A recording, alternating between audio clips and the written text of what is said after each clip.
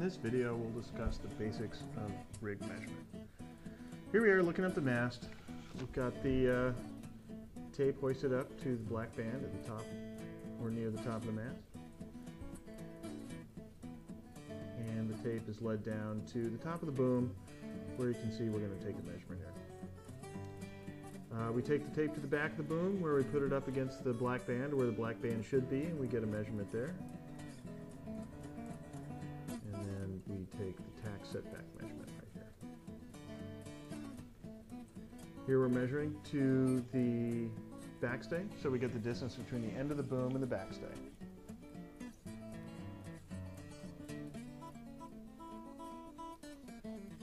Here we're going to take our slide sample kit, check for slides that fit, and then use the strip that's on the slide to get the reading and the part number for that. Doing that right here with the clue slide. So it runs down the track, that way we know it fits. Taking the reading from the sample again. And here we are getting the eye measurement for the boat. We're taking that to the base of the shrouds rather than the base of the mast so that we don't have to worry about compensating for the doghouse on the boat.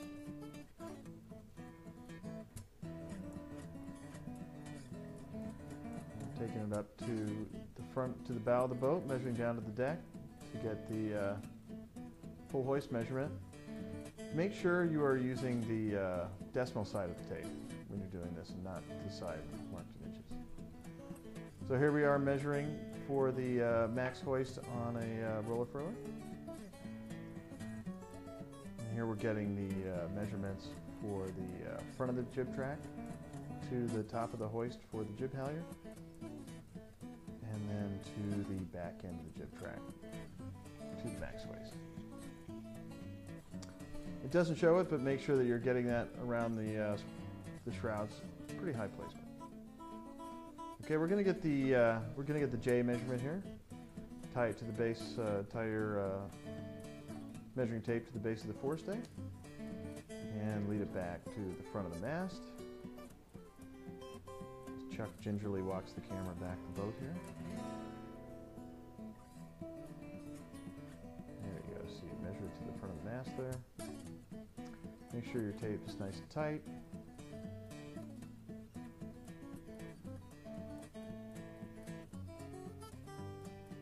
Next measurement is going to be from the base of the forestay to, we're back to the jib track here. We're getting the base of the forestay to the forward part of the jib track. And then we're going to take that, walk that back, and get the measurement to the farthest aft part of the jib track here.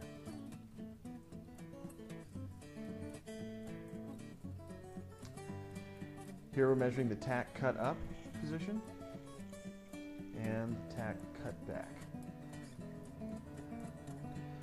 Measure the distance of the bow to the water line.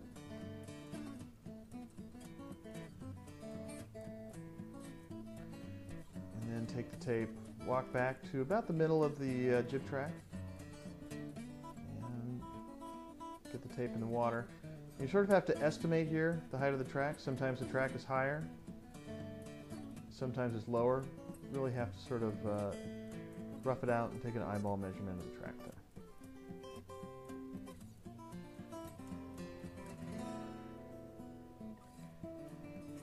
And we're measuring from the bearing point of the tack to the feeder. Here I'm going to discuss measuring for a stack back. First thing we're going to do, we're going to measure the height of the sail stack, the main sail stack, to the top of the boom. You can see here getting the sail out of the way and getting the tape set can be a little easier said than done here.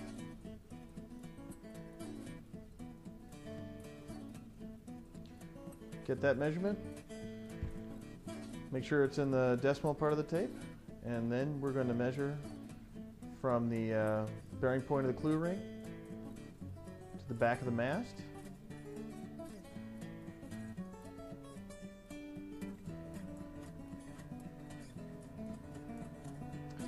Then measure the mast circumference And then you're going to take the sail, the back end of the sail, and stack it up as though it were in the pack, and then measure the height of that from the top to the top of the boom.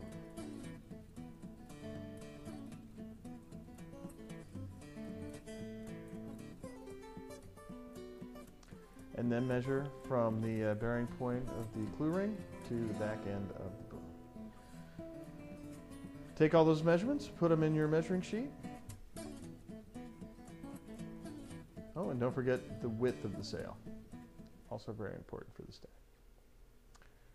And like the movie says, happy measuring. Be careful.